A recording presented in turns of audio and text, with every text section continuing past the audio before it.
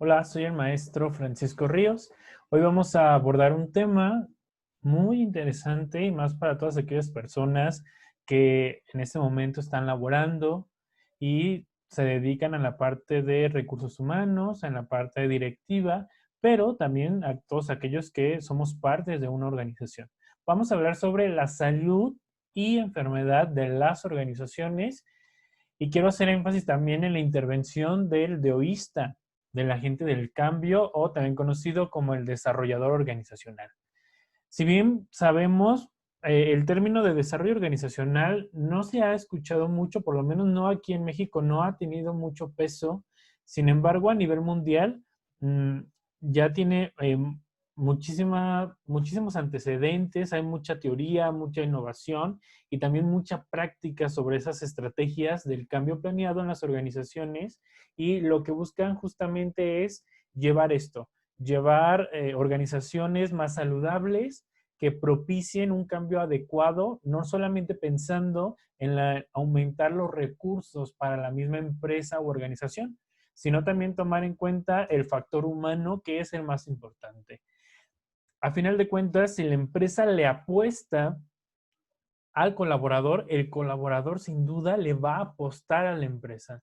Y esto que todos conocemos, que es ponerte la camiseta, que es el famoso sentido de pertenencia, que la mayoría de las personas puede llegar a desarrollar cuando en realidad se da cuenta que tiene vida y carrera dentro de una empresa, que a final de cuentas le ayuda a poder coadyuvar todas las cosas que tiene en su vida, como el estudiar, como su familia, tiempo libre y además pues el recurso económico que esta organización o que gracias a que está trabajando en esa organización puede obtener la persona.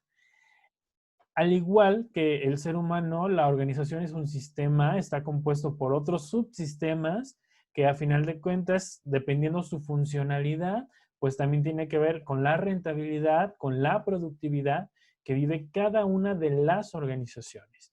Entonces aquí vamos a hablar desde los conceptos más sencillos, que es qué es la salud, o sea, algo que para muchos pudiera ser algo ambiguo, sin embargo, la Organización Mundial de la Salud da un concepto que nos ayuda a clarificar todas estas dudas y también hablar entonces de qué es la enfermedad.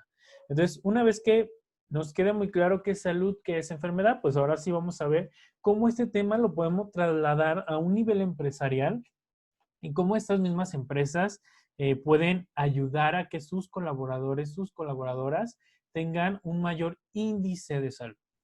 En la actualidad hablamos de la norma 035 de la Secretaría de Trabajo y Previsión Social, que es aquella norma que nos ayuda a detectar todos aquellos que se pueden considerar como factores de riesgo psicosociales y también hablamos de un entorno favorable, de un clima laboral óptimo.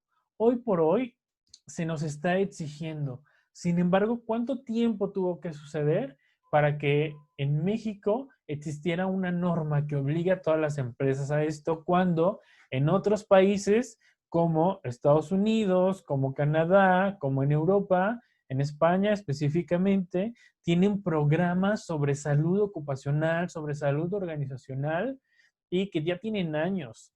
Pero bueno, esto habla sin duda del claro ejemplo de la cultura y de la cosmovisión que tenemos como mexicanos. Sin embargo, vamos sobre la marcha. El desarrollo organizacional no es un término nuevo. Desde los años 50 aproximadamente ha tenido muchísimo auge. Sin embargo, las primeras disciplinas que empezaban a tocar esos temas, pues es psicología, administración, relaciones industriales. Estas ciencias y disciplinas ya llevaban a cabo un proceso de cambio planeado. Entonces vamos a ver, empezar con el objetivo de la clase, que es conocer el concepto de salud y enfermedad en las organizaciones, detectar algunas posibles causas y también ver algunas posibles soluciones para poder intervenir desde el desarrollo organizacional, que es esta parte humana dentro de las organizaciones y el cambio planeado. Entonces, probablemente escuchamos mucho este concepto de estar sano y demás, y siempre lo relacionamos con la parte física. Sin embargo, la OMS abarca más allá de lo físico, ¿no? También está la parte emocional y la parte relacional. A final de cuentas, una palabra que me gusta utilizar mucho y que probablemente la mayoría de mis colegas psicólogos hacemos mucho énfasis es el ser funcional, ¿no? ¿Y qué es el ser funcional? Pues es tener todas las capacidades para podernos relacionar de una manera adecuada y factible dependiendo nuestra sociedad y sobre todo nuestro sistema de creencias y valores que tenemos como personas, ¿no? Que estamos inmersos en un grupo. Entonces, desde ahí es importante que empecemos a conceptualizar y empecemos a identificar, ¿no? Cuando una persona está enferma, está sana, pues tiene que ver con la funcionalidad. Cuando el cuerpo empieza a tener algunas decadencias, por ejemplo, algunos déficits, se nota, ¿no? Ya no funciona de la misma forma y entonces hablamos de que existe una patología y ante esta patología se presenta la enfermedad, ¿no? Llámese la gripe, algunas enfermedades un tanto más complejas, el cáncer, diabetes, y justamente es eso, el deterioro y el mal funcionamiento que tiene el cuerpo en ese momento, y de ahí se detona la enfermedad. Sin embargo, en una organización va a ser algo similar, ¿no? Que ahorita lo vamos a ir aclarando un poco más. ¿Qué es lo que dice la OMS? Que la salud se puede definir como el estado de pleno bienestar, ojo, físico, mental y social. Y no solamente es, yo no tengo una enfermedad o no tengo un diagnóstico como tal o no presento todos los síntomas, por lo tanto, no estoy enfermo. O sea, no nada más es la ausencia de la enfermedad, sino también es que nos demos cuenta que tenemos un buen estado físico o fisiológico y también tomar en cuenta todos aquellos aspectos psicológicos como la parte emocional, ¿no? Y nuestro entorno, indudablemente, las cuestiones socioeconómicas, familiares, laborales, emocionales y de medio ambiente. Y cuando leo este concepto, se me viene a mi mente pirámide de necesidades de Abraham Maslow, este autor del humanismo que planteaba que para poder llegar a la autorrealización tenemos que cumplir con ciertas necesidades primordiales, ¿no? Desde la parte fisiológica, la afiliación, la seguridad, y así hasta que vamos cumpliendo todas nuestras necesidades, podemos llegar a la autorrealización. Por lo tanto, la enfermedad se puede definir como un trastorno de lo que nosotros consideramos lo normal, ¿sí?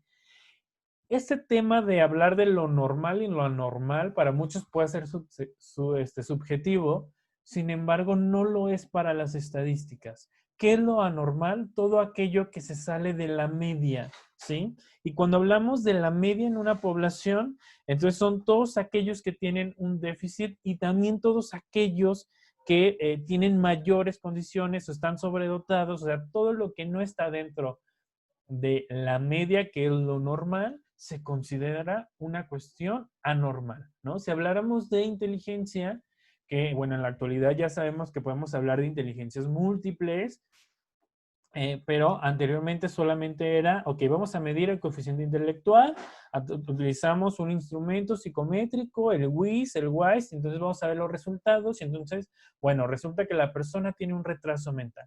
Claro, estos psicométricos han pasado por toda una metodología, una instrumentación que nos ayuda a determinar si en realidad la persona carece de esas cuestiones cognitivas o no. ¿Sí? Y que sí, a través de eso podemos hacer un diagnóstico eh, totalmente objetivo sobre lo que es normal, lo que es anormal o lo que es el otro extremo, ¿no? Si hay un déficit, un retraso o en su defecto, si hay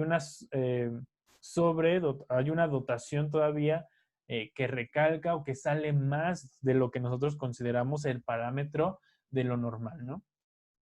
Y bueno, este es un ejemplo y el WIS, el WISE son pruebas psicométricas que nos ayudan a medir algo y como estas en cuestiones de salud, en cuestiones sociales, económicas, de relaciones, de violencia, estamos hablando que se puede medir, ¿no? Si habláramos de violencia, pues claro, también se puede medir. La Secretaría de Salud hace ya algunos años publicó una manera de medir la violencia, que es a través del violentómetro. Entonces sí, todas aquellas características que nosotros considerábamos que que son sumamente subjetivas y que no se pueden cuantificar, pues, ¿qué creen? Sí se puede hacer, ¿no? Entonces, gracias a esto podemos determinar qué es lo que es normal y qué no es normal. Sin embargo, le voy a hacer mucho énfasis en el contexto, porque entonces el sistema de valores y creencias, las tradiciones, los estilos de vida, la idiosincrasia y todos estos factores siempre también van a cambiar lo que es en sí lo normal y lo anormal, ¿no? Lo que en México en algún momento fue sumamente normal, que era, por ejemplo, este rol de género súper marcado de el hombre macho, el hombre machista, que violenta a la familia, que reprime a la familia, nosotros en su momento lo consideramos como algo normal, ¿no? Sin embargo, pues bueno, el estudio, los avances y demás, los derechos humanos, entre otras cosas, han demostrado que no era normal y gracias a ese avance, hoy por hoy, estamos viviendo un cambio muy, muy fuerte y sí, todavía lo estamos viviendo aún en el 2020 y seguimos en esta lucha, ¿no? Por dejar de normalizar la violencia. Sin embargo, en su momento se consideraba como algo normal, algo factible, y muchas veces eso pasa en los entornos. Sin embargo, hay cosas que independientemente del contexto no se pueden normalizar, ¿no? Y vuelvo a hacer énfasis en la violencia. La violencia, estés en el contexto que estés, nunca, nunca, nunca se va a normalizar. Habrá otras cosas como rituales, como tradiciones que se pueden llegar a normalizar, ¿no? Como algunos roles específicos, siempre y cuando no transgredan la integridad de la persona o del otro. Entonces, si no pasa esto, sí podemos llegar a tener algunas costumbres, ¿no? Entonces, bueno, ese es un concepto que no me gustaría meterme tanto a, porque, bueno, esto da para otro video bastante interesante, ¿no? Pero en cuestiones de la enfermedad, pues sí, sí, pues sí se puede medir. Por lo tanto, la enfermedad es un trastorno del normal funcionamiento de nuestro organismo, tanto a nivel físico como a nivel mental. ¿Sí? Hoy por hoy hablamos de una salud fisiológica, física, pero también hablamos de una salud mental y sabemos que lo mental incluye, bueno, todos los procesos psicológicos, que es desde memoria, atención, percepción, pensamiento, y también esta parte que a final de cuentas se ve inmerso en el comportamiento, porque el comportamiento está compuesto por eh, la cuestión psicológica, sí, también tiene que ver con la cuestión fisiológica y con la conducta, ¿no? La suma de esas tres cosas forman el comportamiento y claro que se puede ver cuando un comportamiento es anormal o es enfermo, ¿no? Hablemos también, por ejemplo, de una relación que es enferma o como cotidianamente el término que se le ha dado, una relación tóxica. ¿Sí? Hablamos de una anomalía y de un trastorno de lo que debería ser normal a la hora de relacionarse. ¿Ok? Cuando hablamos de esto a nivel organizacional, entonces vamos a ver que las personas que forman parte de esta organización también van a presentar algunos índices de que son saludables o de que son enfermos. Sin embargo, la estructura organizacional también va a dar pie para ver si funciona o no el trabajo dentro de la organización. Y cuando hablamos de una estructura, sabemos que es organigrama, o sea, toda su estructura, ¿no? Valores, la filosofía, la misión, la visión y demás. Desde ahí parte la razón de ser de la empresa y marcan como esta línea de hacia dónde van a ir, ¿no? Hacia dónde van a encaminar este proceso de la organización y su meta, que sabemos que toda meta de una organización es generar empleos, ayudar a nivel del país, a nivel nacional, un crecimiento y un desarrollo económico e indudablemente dar una seguridad social a las personas. Entonces, ¿cómo identificamos cuando una organización es sana? Pues cuando las personas de ahí son funcionales. Primero a nivel relacional. No significa que todo sea un mundo color de rosa, ¿no? Porque a veces se presentan problemáticas y eso es totalmente normal. Al contrario, sería anormal que nunca en la vida de una organización existiera un problema. Pero ¿cuál es la diferencia de una organización sana? Que tiene las herramientas para sobrellevar, que tienen la capacidad para afrontar todos aquellos desequilibrios, todas aquellas nuevas, todas las cosas que están en tendencia y que implique que la organización tenga que cambiar algo, modificarla y que lo haga de la mejor forma posible sin tener tantas bajas, sin perder a lo mejor tantos recursos. Entonces, ahí estamos hablando que se puede considerar una organización sana, ¿ok?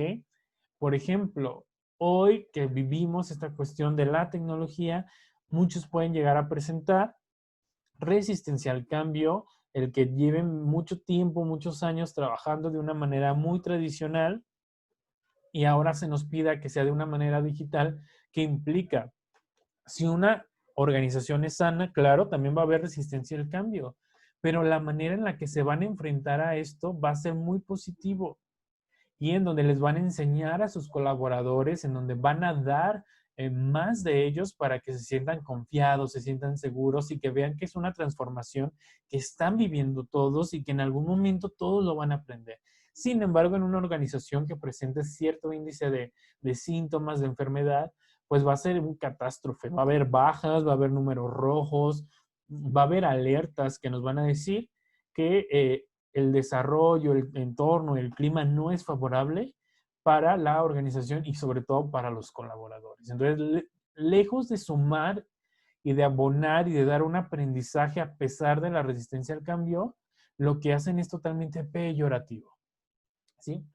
Entonces, vamos a ver algunos síntomas que se pueden presenciar dentro de la organización. A nivel individual es muy notorio. Cuando tú ves a tus colaboradores, a tus colaboradoras, que dejan de ser esa persona que tú contrataste. Si bien sabemos que todos cuando vamos a una entrevista de reclutamiento damos la mejor versión de nosotros.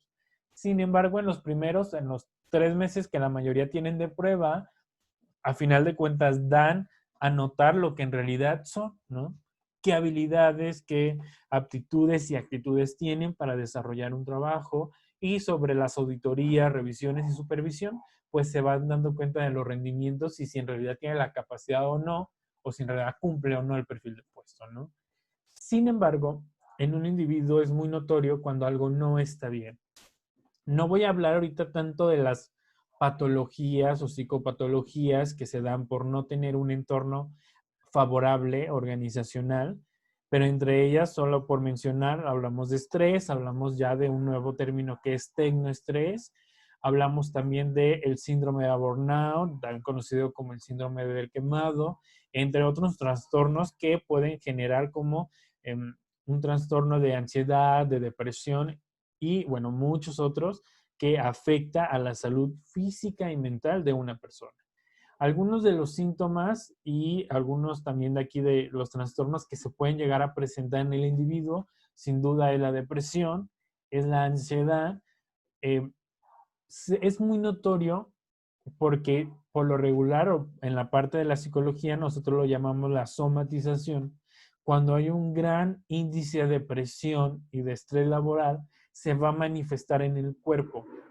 Y hay dos formas que son como las más, eh, no quiero decir normales, sino las más notorias que todo el mundo sabe que cuando estás estresado pasa esto, cuando estás bajo una presión muy fuerte, que es los malestares estomacales y el dolor de cabeza, ¿no? Todo esto generado por una gran presión que te pueda ejercer toda una condición laboral y pues a nivel grupal también se ven y se reflejan los síntomas de una organización. Cuando vemos un equipo de trabajo súper desmotivado, a pesar de que tú quieras dar incentivos en cuestiones económicas, de permisos y demás, y ves que no funciona, que hay una desmotivación por el equipo de trabajo, entonces estamos hablando que están experimentando probablemente un síndrome o un síntoma y que es un foco muy rojo que se tiene que tomar en consideración e intervenir. Ya no hablamos de una prevención, ya hablamos incluso de una intervención.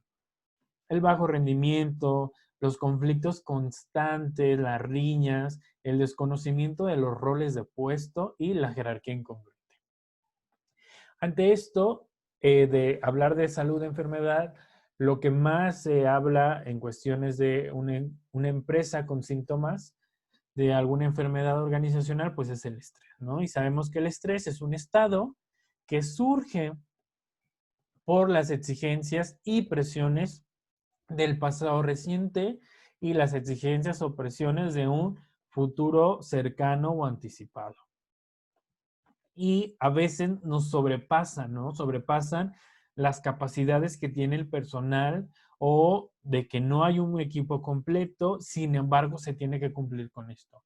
Y entonces, esta exigencia constante, sin retribución, sin un tiempo fuera, sin esta parte de equilibrar la vida de la persona, va a llegar a afectar garrafalmente la vida anímica de la persona, ¿no? ¿Cómo se manifiesta cuando una persona ya vive un índice de estrés laboral constante? Pues con una agonía emocional, ¿no? Y esto es una combinación de enojo o irritabilidad, ansiedad, depresión, ¿no? Son esas tres emociones fundamentales, ¿no? El enojo, la irritabilidad, la ansiedad y la depresión o la tristeza. Son tres emociones que una persona que vive en un entorno de estrés laboral va a manifestar. Y también el cuerpo, porque vamos a hablar de problemas musculares, que incluye dolor de cabeza, a lo mejor esta cuestión de el tensor de algún de los músculos del cuerpo, el dolor de espalda, dolor de la mandíbula por tanta tensión, ¿sí? Y toda esta cuestión muscular, el desgarro a lo mejor también de algunos músculos, tendones, ligamentos, se ven afectados por tanta exigencia a nivel emocional. Bueno, hasta este momento, este video solamente es a manera introductoria de la salud y enfermedad en las organizaciones. Posteriormente estaremos hablando ya de enfermedades específicas y también de intervenciones específicas.